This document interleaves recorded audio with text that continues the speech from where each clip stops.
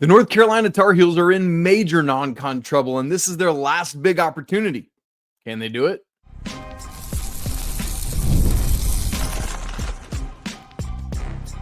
You are Locked On College Basketball, part of the Locked On Podcast Network. Your team every day. Hey there, what's up? Happy Friday. Welcome into the Locked On College Basketball Podcast, the only daily national college hoop show out there. I'm your host, Isaac Schade. You're joining me at the place to get your college basketball content every single day. It's all part of the Locked On Podcast Network. Really appreciate you being here. This episode's brought to you by Game Time. Download the Game Time app, create an account, and use code LOCKEDONCollege for $20 off your first purchase. Special shout out to the everydayers, welcome in, and the members of the Locked On College Basketball Discord. If you haven't joined that, you're missing out. The link is in the show notes. It's absolutely free. Coming up on the show today, I want to take a little bit of a detour into college football. Not really for talking about college football, but for how the extra playoff games will affect college basketball. Want to look at that. We've got Purdue and Auburn, probably a Janai Broomless Auburn, so that opens the door a little bit. ACC action, SEC action, some other good non-con battles, most of it on Saturday. But first, we want to start with Saturday at the world's most famous arena, Madison Square Garden, hosting for the second time ever, and the second time in the last 3 years, the CBS Sports Classic. We will get North Carolina and UCLA tipping things off, I should say, at 3 Eastern on CBS. We don't have the FanDuel line yet, but KenPom has it UCLA -2, and the nightcap is Ohio State and Kentucky, slated for 5:30 Eastern, also on CBS. KenPom has it Kentucky -5. And as we get into the games, one of the odd things about realignment is it kind of jacks with all these pre-existing multi-team event situations. For example, what happens with this CBS Sports Classic that now has 2 teams that are in the same conference, Ohio State and UCLA? What happens when they're slated to play? Will the NCAA allow that, or are there going to have to be changes? We had a similar thing earlier this week with Jumpman Invitational. These teams weren't playing each other, but they're in the same field, and that's Florida and Oklahoma. Earlier this year at Battle for Atlantis, we even ended up having 2 teams playing from the same conference. It was a third-place game between West Virginia and Arizona. West Virginia winning that game, by the way. I still can't believe their performance at Battle for Atlantis. So all of that is part of this changing dynamic of the conference realignment and all the teams that are committed to these events. Something's got to give there, and we'll see what it is. All right, I want to talk about the UCLA-UNC game first, and to do so, I was joined by Locked On Bruins, Locked On UCLA host, Zachary Anderson-Yoximer. Let's get right to it. It's great to be joined now by Zachary Anderson-Yoximer, the host of Locked On UCLA, and oddly enough, even though I'm wearing my Locked On College Basketball hosting hat right now, our 2 schools are facing off tomorrow at Madison Square Garden, as I'm also the host of Locked On Tar Heels. So, Yox, what's going to happen in this game? Because it feels like we got some strength on strength and something's got to win out. Well, this is a team that Mick Cronin has built for UCLA that can score a lot better. So if it does need to come down to scoring, UCLA is built to do that. Now, it's not necessarily 92-89 like North Carolina, Kansas, but the Bruins can score. A lot of it comes off their defense, though, as Mick Cronin does. One of the best scoring defenses, has one of the better teams at forcing turnovers for North Carolina. It's a matter of if they can get beat in the paint by a bigger postman from the opposition. Does North Carolina have that? I'm not sure, but it all depends if UCLA can play up to their standard of elite Cronin defense. It's been hit or miss this season. As the person that covers Locked On, or that covers the Tar Heels for this fine network, Locked On, I can tell you that they do not have that person in the post, which has been much publicized all offseason long. But yeah, I mean, Yax, you hit it. Carolina is averaging 86.5 points a game. That's 15th in the nation, while UCLA is only allowing 56.8 points a game. That's 5th in the nation. And then you look at the defensive and offensive efficiency, it tells the same story. And so, man, I think that's a critical inflection point in this game, is which of those units can win out. Also, for those who know anything about Mick Cronin, man, it's going to be mostly deliberate and slow, attack when the opportunity presents itself. But this is also contrasting tempo styles, where at KenPom, North Carolina is third nationally in adjusted tempo, while UCLA is 259th nationally in adjusted tempo. So do you think North Carolina is going to be able to speed up UCLA, or more that UCLA will be able to slow down the Tar Heel attack? Well, it really depends. UCLA just scored 111 points on Tuesday night against Prairie View A&M with 3 fast break points. So it depends. So can they get to the free throw line? So says the box score, right? Yeah, I don't understand how that's possible, but they did it, and they've proven that they can get to the free throw line. If they make it, it's one thing. UCLA making shots will slow down North Carolina because that means they can set up a press. If they're missing shots, that means the Tar Heels can get out and run. They can get UCLA having to come up and play a little quicker. Well, that's where they can get a little lost defensively like they did against Arizona, or they just play 5 minutes of, usually terrible basketball where they turn it over about 5 straight possessions. So you speed up the Bruins, which is possible. UCLA can turn it over. But against Arizona, lowest point total scored by a Tommy Lloyd Arizona team. Like 54 points. Didn't hit a field goal for the last 8 minutes. And that was a game Arizona seemed in complete control over. And it seemed like they were going to score 70. Didn't happen. So UCLA, when they play strong stretches, pretty tough to beat. It's doing that for 40 minutes has been the key for UCLA this season. And that's where I want to go next, Yox. Thank you for making my segue for me, because it seems like both of these teams, the Tar Heels and the Bruins, both tend to forget that they're playing high-level basketball games when they're playing high-level basketball games.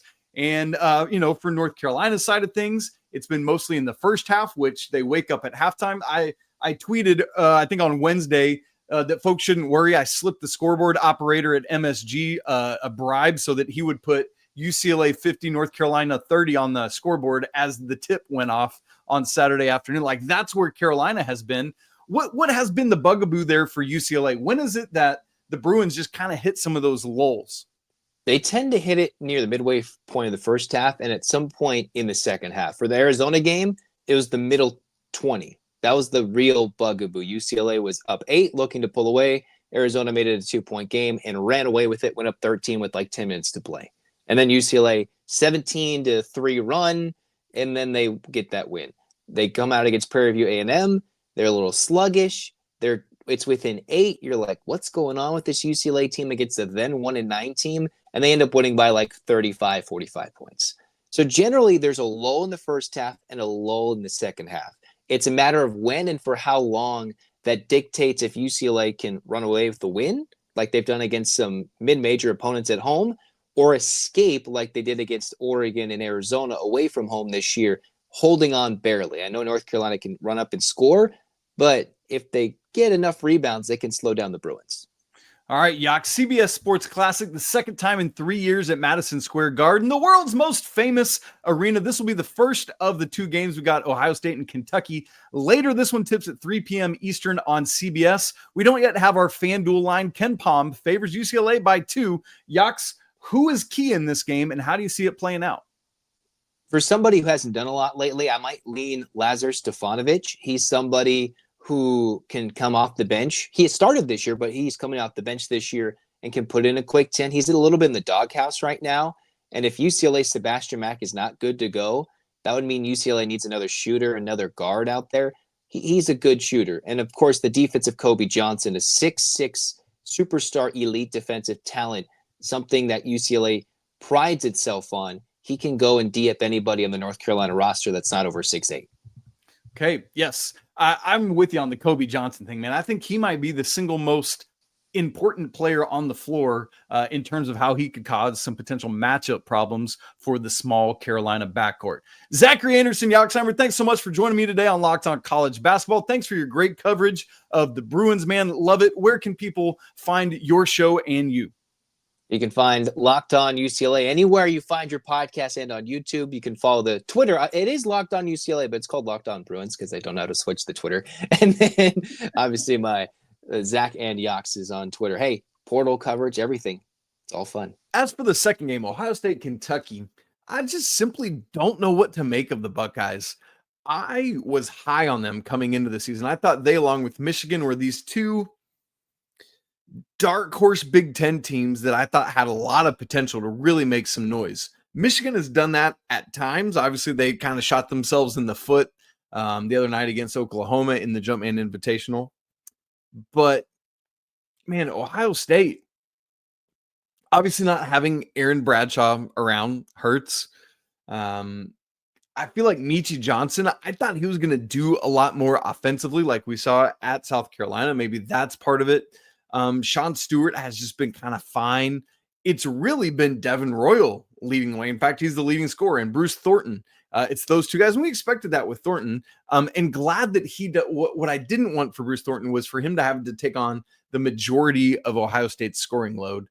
So he's the second leading scorer, and that's fine.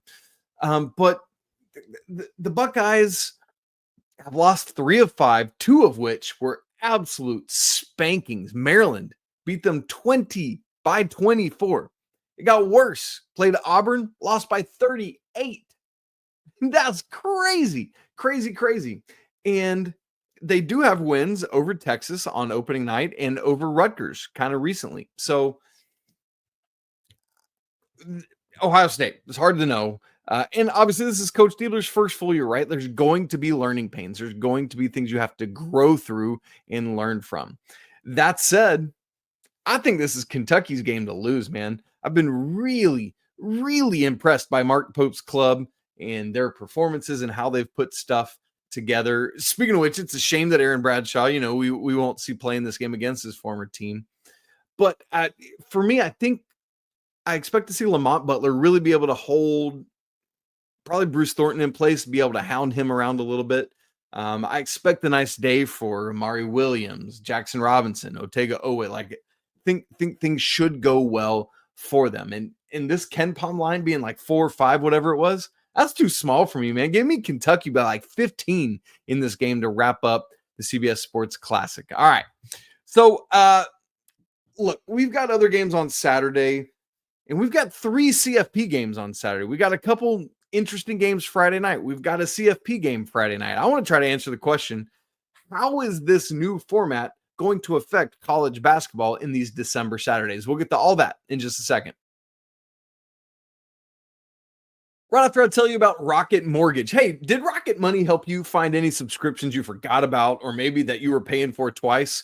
That's definitely happened to some folks I know. They had a few subscriptions, just didn't even realize they were still paying for them, and Rocket Money made it really easy to track them all down. It's like having a personal finance assistant to help you out and make sure you're doing good, right? That's awesome. Rocket Money, it's this is a personal finance app that helps find and cancel your subscriptions, monitor your spending, and helps lower your bills so you can grow your savings. It brings everything together in one place, whether it's subscriptions, your spending habits, or even the goals you want to hit this year. Rocket Money has over 5 million users and has saved a total of $500 million in canceled subscriptions, saving members up to $740 a year when using all of the app's premium features. So cancel your unwanted subscriptions, reach your financial goals faster with Rocket Money. Go to rocketmoney.com/locked on today. That's rocketmoney.com/locked on. One more time, rocketmoney.com/locked on. This episode is also brought to you by Game Time. Going to college basketball games during the holidays is like one of my favorite pastimes and traditions. 2 years ago, the first time the CBS Sports Classic was at Madison Square Garden, man, I was there. It was awesome. A great sight to see all the typical Christmas New York stuff. Honestly, any live events at holiday season, Game Time can hook you up. My family and I went to see the Rockettes on that same trip. Could have used Game Time for that. Unfortunately, I didn't know about Game Time then. I wish I had, because I would have got my Rockettes tickets there too. And I love it because Game Time is focused on togetherness this holiday season. That means when you bring people together at live events, the experience is that much better, and it's a perfect gift. I've already, in fact, bought some Christmas gifts using Game Time. I think you should too, man. It's a great tool. Maybe you've got a wild hair and you want to go to this CBS Sports Classic tomorrow quickly. Man, knock it out. There are seats, great seats, all sorts of options. But I found them for as cheap as $64 each. And reminder, that's for both games. So like $32 a game. All sorts of great tickets. Go check it out at Game Time. Take the guesswork out of buying tickets with Game Time picks. Download the app, create an account, and use code LOCKEDONCollege for $20 off your first purchase. Again, create an account and redeem code LOCKEDONCollege for $20 off. Terms apply. Download the Game Time app today. What time is it? It's game time. I am very curious to see how having these 2 extra rounds of the college football playoff are going to affect college basketball. And I think I mainly mean that in terms of viewing numbers when we start to get those stats and data points. But also like television channels, and are we getting the coverage we want in those times? Um Man, like, because typically these Saturdays that we're in right now, they're massive, massive for college basketball. But with the game tonight, Friday, in the midst of while some college basketball games are going on, and 3 tomorrow, I want to know what that's going to look like in the future. And I know even when there's not these extra bowl games, there's still other bowl games going on. But let's be honest, y'all. Teams and fan bases just don't care that much about bowls anymore. It's not as big a deal. But when they matter, when it's CFP on the line, then it's going to be a thing. So now we have what, eight more games to contend with for this weekend, for next. So it's the games at noon, SMU at Penn State, at 4, Clemson at Texas, and at 8, Tennessee at Ohio State. And tonight is Indiana and Notre Dame. So, in the past, we just had 2 games one Saturday, and then the national championship on a Monday, and Big Monday hadn't started yet. So it wasn't that big a deal for college basketball, right? And sure, people would stop and watch those 2 CFP semifinals, but you can live with that, man. Just like half a Saturday, cool, fine, whatever, we'll work around it. But now with 4 games right now, 4 games, and then we get into those final 3, man, there's just a lot more that we got to deal with as we process this. You think about the schedule overlap. We just talked about the CBS Sports Classic games. UCLA and North Carolina will probably, like, the tip is probably going to be in the last little bit of the SMU Penn State game, with the second half of that UCLA UNC game being during the beginning of Clemson, Texas. Ohio State and Kentucky is going to start around the same time as the second half of Clemson and Texas, and just run that gamut. You got to make choices about what you're going to watch. And I know we can watch multiple things on multiple screens in this day and age, but what's like the thing? That's what we're dealing with. Purdue Auburn, this standalone game, it's a direct competitor to Clemson and Texas. It's on ESPN, while Clemson and Texas are, TBS, TNT, all that stuff. So this is all speculation at this point. I don't know what we're going to find out. I don't know what the numbers are going to be, but I am really curious to see what the unintended extra effects are on college basketball because of yet another money grab, is essentially what it is, if we're being honest. So that's what we're dealing with. And speaking of Purdue and Auburn, man, I am excited for that game. It is at 4:30 Eastern Saturday on ESPN. KenPom has it right now, Auburn -11. I don't know if that's adjusted for Janai Broome or not. I'm going to assume it's not, because I would think that number's got to be lower without or bigger with Janai Broome than it is without. And because despite the positive long-term news about his shoulder that we got, not needing surgery, gotta imagine that he's not going to be available for this game. Yes, it's an important game, but it's not a SEC game, and that's going to matter infinitely more. So you don't want to risk plugging him back in right away, even if he's like, yeah, I'm fine. No. Got to keep you around for some observation. And it just means another opportunity for other guys on Auburn to step up, right? Like that is always the silver lining of a non-season ending injury, is it's like, all right, we know we are going to get Janai Broome back, but that means that Chaney Johnson, or Tahad Pettiford, or JP Piggy, whomever you want to name, have to step up and play a new role and fill some of the things that Janai did, because he does a lot of things really well. Hopefully the things learned in this interim will serve the Tigers well in the long term. So we'll see what happens with that.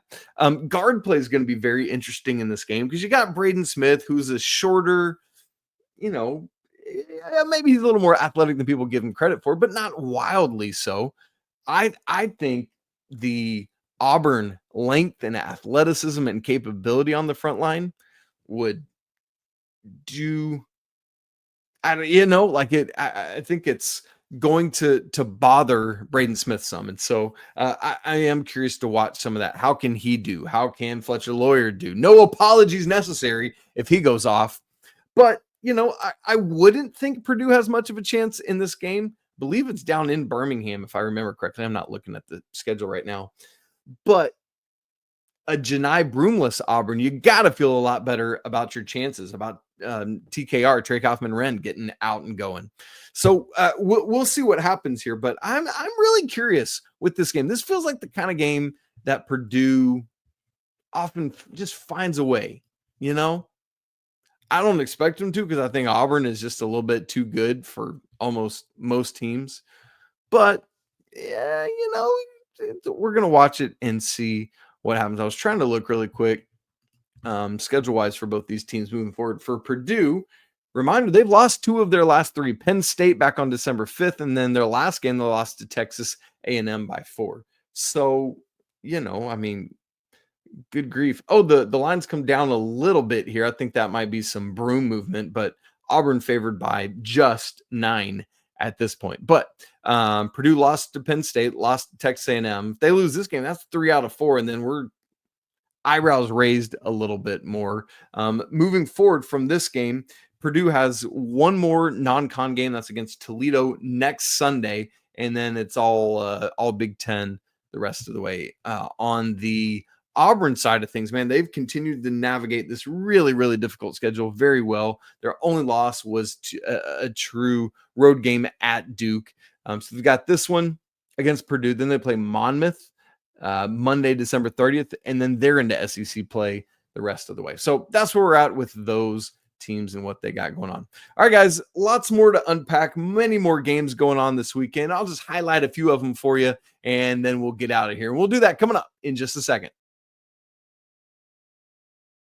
Right after I remind you about the college football playoff on TNT. It's that time of year. Again, the college football playoff is back, and with the newly expanded 12-team format, it's guaranteed to be bigger and better than ever, bringing you all the hard-hitting, high-flying excitement that you love.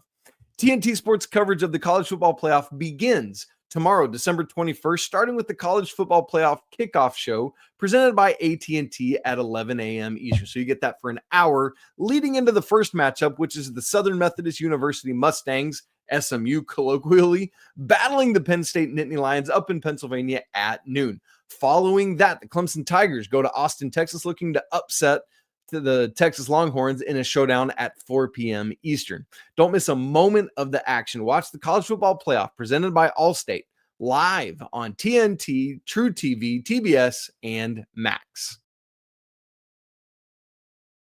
Several games to get to happening around the country this weekend, but I want to start on Friday night with a couple games, one of which takes place in Ohio. We've got Dayton against Cincinnati, 8:30 Eastern Friday night on ESPNU. KenPom has it Cincinnati -3. Interesting.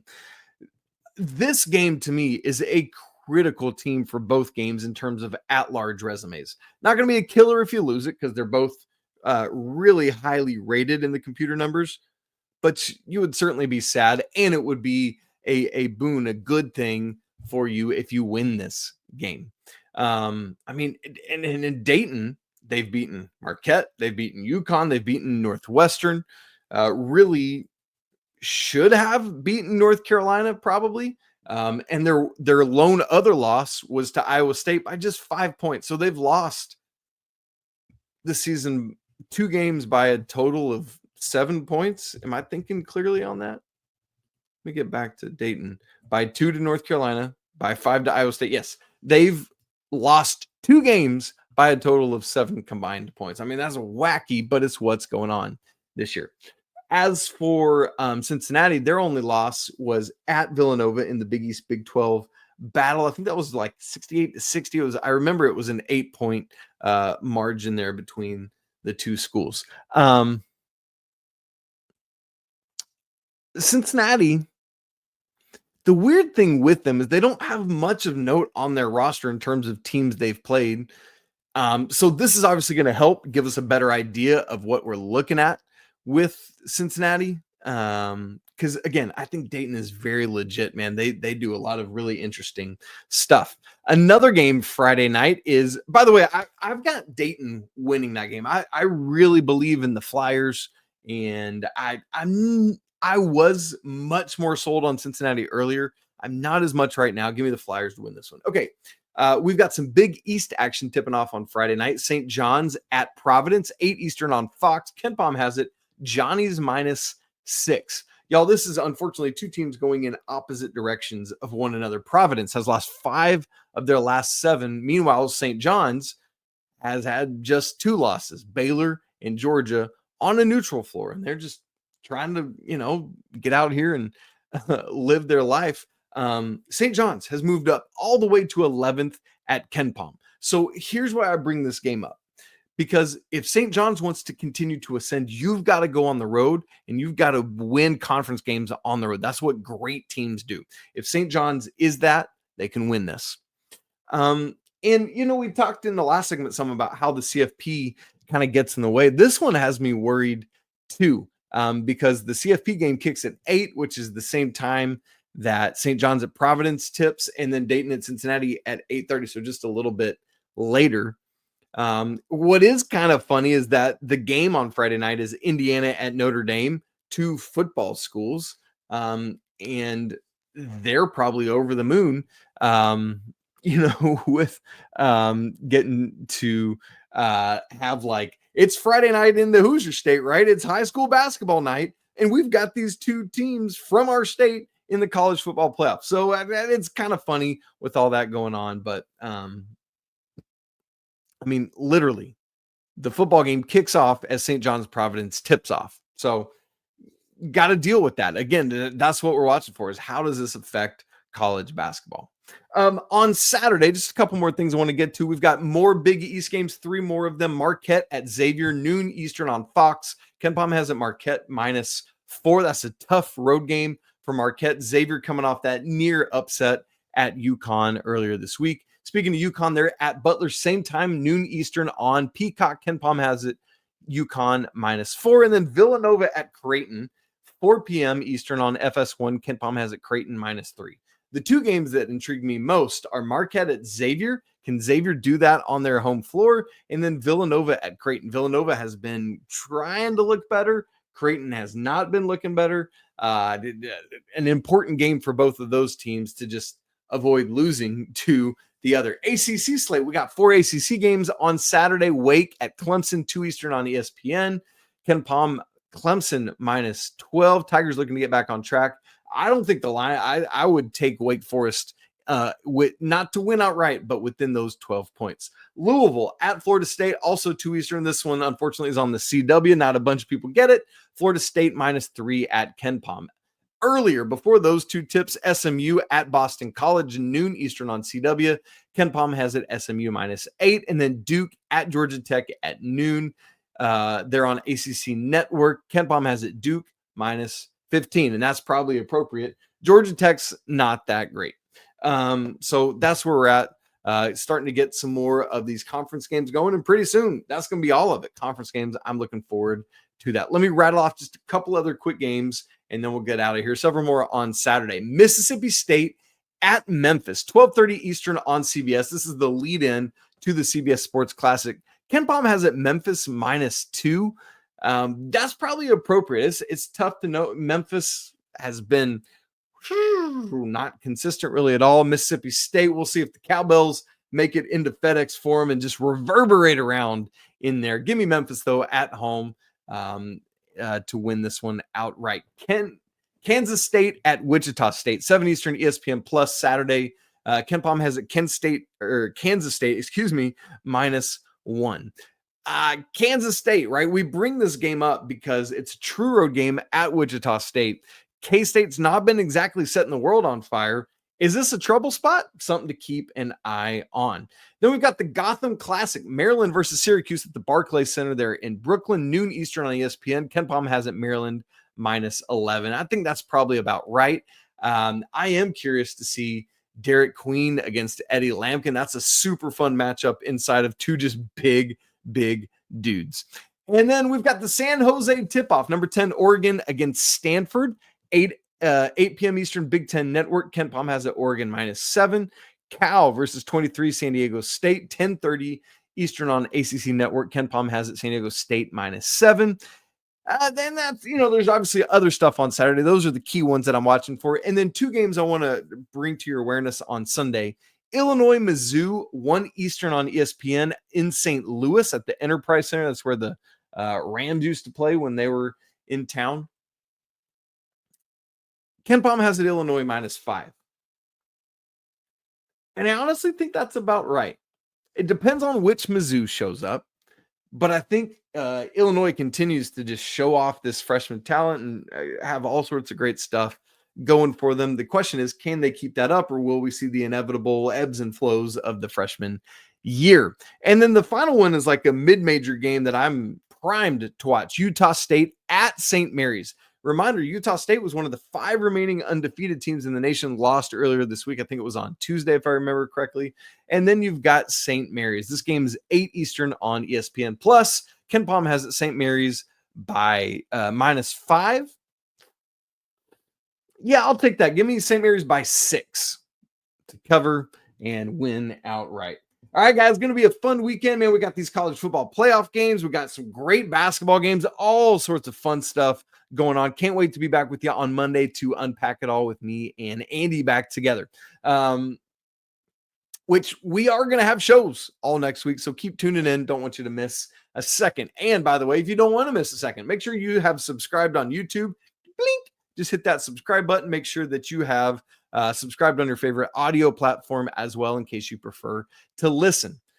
If you've not joined the Locked On College Basketball Discord, we'd love to have you there, man. It's a great place to talk college basketball. Free to join, links in the show notes.